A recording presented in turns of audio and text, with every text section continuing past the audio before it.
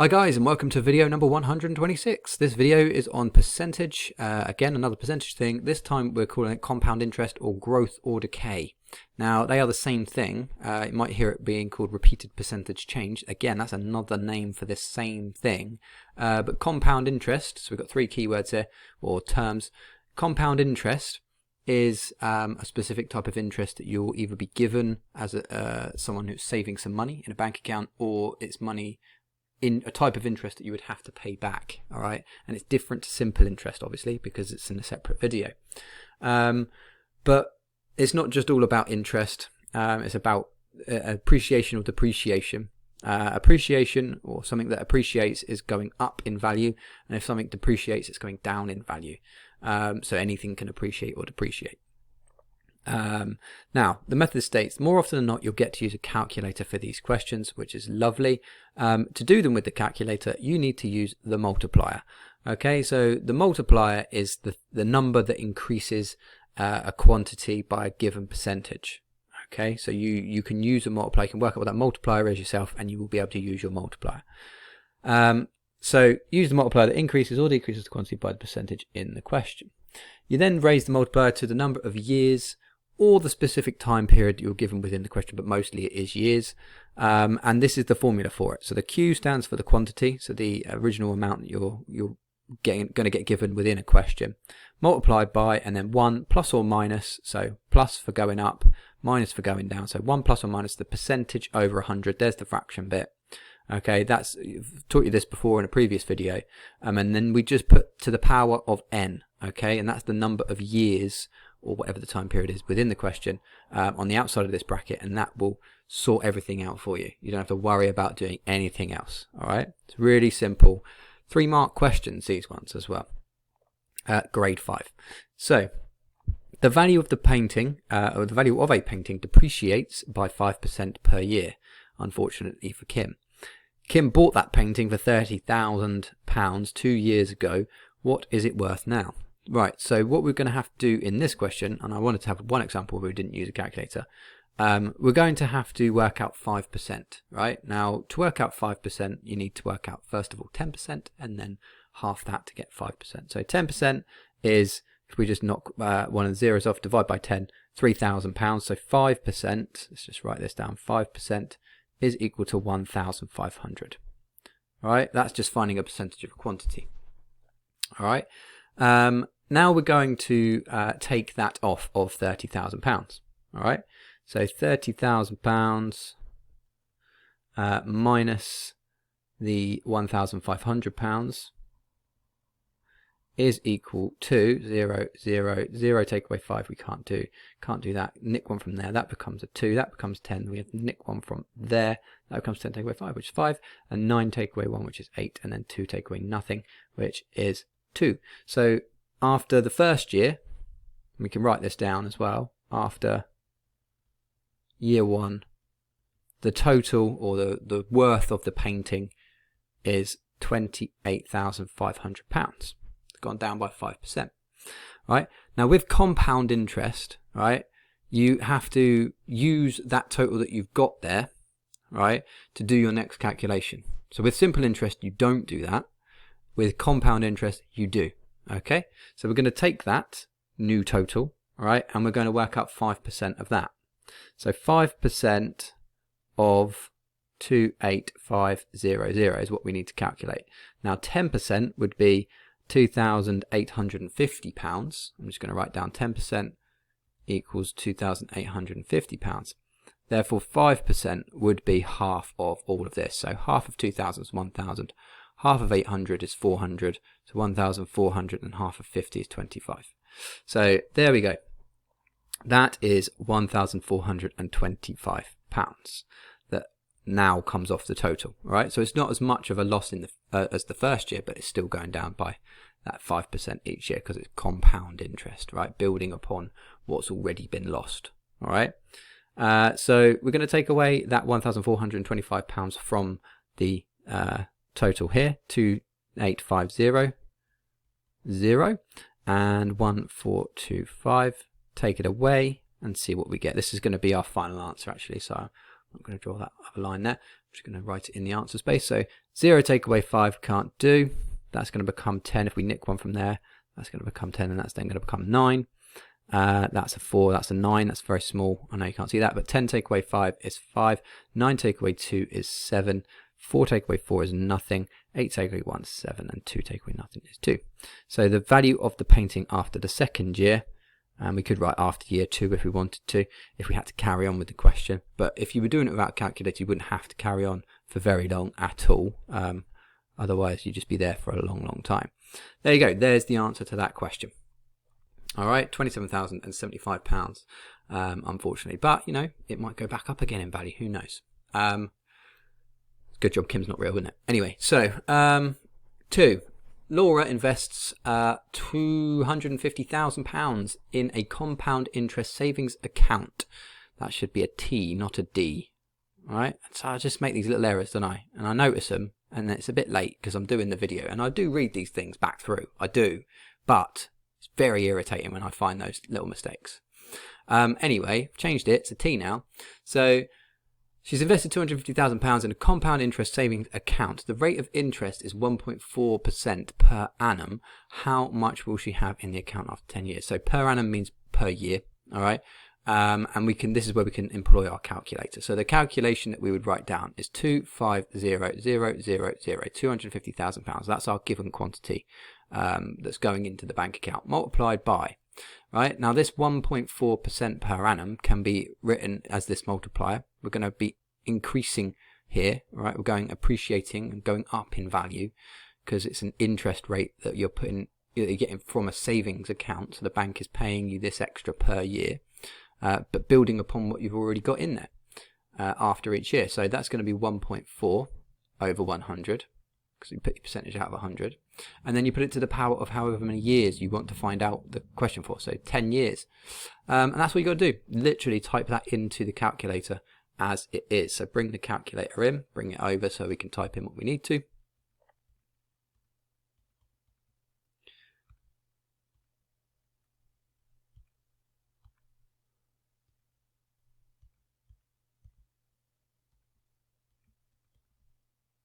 Close bracket, and then put to the power of, and you get that little box up, and you can put 10 in. Right, so that was that X to the power button that I pressed there. And that's equal to 287,289, 287,289 pounds, and got to round it off because it's money, 37p. That one does nothing to that 7, so 37. And that is our final answer that we put down on the answer space there. All right, now that's a nice chunk of extra money, isn't it, that she's getting in there for just investing that initial £250,000 into a lovely compound interest savings account. Should be a T. Anyway, right, moving over for the third question. The third one is going to be slightly more complicated, complex, interesting. So the number of beehives in the world decreases by X% per year. There were 102 million hives at the start of 2017, and at the start of 2020 there were 98 million. Find X, give your answer to 2 decimal places. So very big clue that we're definitely going to need to use our calculator. So I'll just bring that back in, move over a little bit so we can use it. All right, clear our screen. Get set for when we need it. Right, let's set this up, right? So we need to set up something before we can work this out, because we've got X%. That's the bit that would normally put in there. All right, so you can see in question 2, the 1.4, we had that, we could put it in. We can't use it, so we're going to use the letter X now. But we do have the answer, all right, effectively. We've got how many beehives there were and how many beehives there were at the start of 2017 and were at the start of 2020. But we've got a beginning quantity and an end quantity. So we can just kind of write an equation, right? And then what we're going to do is rearrange that equation to get X on its own and then solve it to find X. It's going to be quite complicated, but let's show you what you need to do. So where am I going to start? Where's the quantity of B? There, 102. So I'm going to ignore the fact that there are a million and million there. I'm just going to use the number 102 and then the number 98 and then know that my answer, yeah, we're just kind of dividing by each number by million because we can. All right, doesn't really matter. So 102 multiplied by the multiplier, which would be 1 minus, because we're decreasing by a given percentage, minus x over 100. Alright, and then to the power of however many years it is. Well, what's the difference between 2017 and 2020? That's 3 years, right? Now that equals 98 million, right? But remember, we're just ignoring the fact that it says million on the end. Or otherwise, we're just doing lots of unnecessary zeros, which we don't need. Now, this is an equation which we can rearrange to make x the subject, right? So, first of all, you can see that all of this, right, that's been cubed has been multiplied by 102. Think of the opposite order of operations. All right, we're going to divide by 102. All right, so that's going to be 1 minus x over 100 to the power of 3, which equals 98 over 102. All right, and then let's just bring our calculator in to do that. 98 divided by 102 is 49 over 51, or that decimal number. So we'll just use 49 over 51 for now. All right, it's just simplified that fraction. 49 over 51. Right. The next thing that we would need to do is we would need to get rid of the whole cubing business, all right, on this side. So the opposite of cubing is cube rooting. All right, so we're going to get the cube root of 49 over 51, all right, to do on this side, which would leave us with 1 minus x over 100 on this side.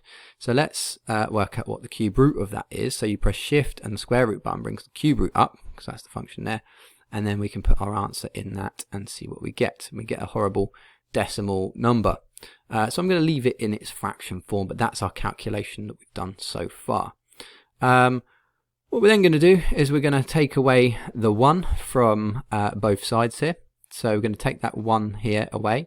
That's going to leave us with minus x over 100 is equal to the cube root of 49 51ths, 49 over 51, and then minus that 1. Right? Then I'm going to bring that up here. I'm just going to go to the calculator and do that. So I'm going to take away that 1 from what we were on. So there we go. That is that number. And then what we're going to do is we're going to multiply both sides by 100. And that's going to leave us with minus x. We could multiply by minus 100, but we'll leave minus x over here, which equals the cube root of 49 over 51 minus 1, all multiplied by, all of that has got to be multiplied by 100. And I need some space to write that in. I'll just write that there. So minus x is equal to 100 times by all of that, right? So that's all of that that's in the bracket. We've worked it out to this point. We're just going to multiply by 100. Get rid of the divided by 100 on both sides. So we've got minus 1.32, blah, blah, blah, blah. And all we've got to do is just divide by minus 1, right? So divide by minus 1 to get rid of that minus in front of the x. So that's going to give us x equals 100 lots of the cube root of 49 over 51 minus 1 in the brackets, all divided by minus 1. And that's going to give us our answer of 1 point, because it's just going to be the opposite thing there. So just divide by minus 1. The negative number is going to disappear basically. So 1.3246. And it wanted to do 2 decimal places. And the next number was a 4, so it's going to do nothing to that 2. So there you go. X is 1.32. We have found the percentage. So that is our answer. Let's put the percent symbol on the end. All right. Really tricky, that last one. I know it is pretty tricky, but set up the equation, rearrange the equation. It probably wouldn't be as difficult as this. I made this one up, so it would probably be nicer numbers. But it could be this, you know, why not? It's just a process, isn't it? It's going through exactly the same process as what you would have to do if they were nicer numbers anyway. All right, so I hope you've enjoyed and learnt something from that video, most importantly. I hope you do like and share and subscribe and all that stuff. But more importantly, practice. Please click the link in the description and practice these skills. All right, get good at them and then smash your GCSEs whenever they might be. Take care of yourselves. Bye-bye.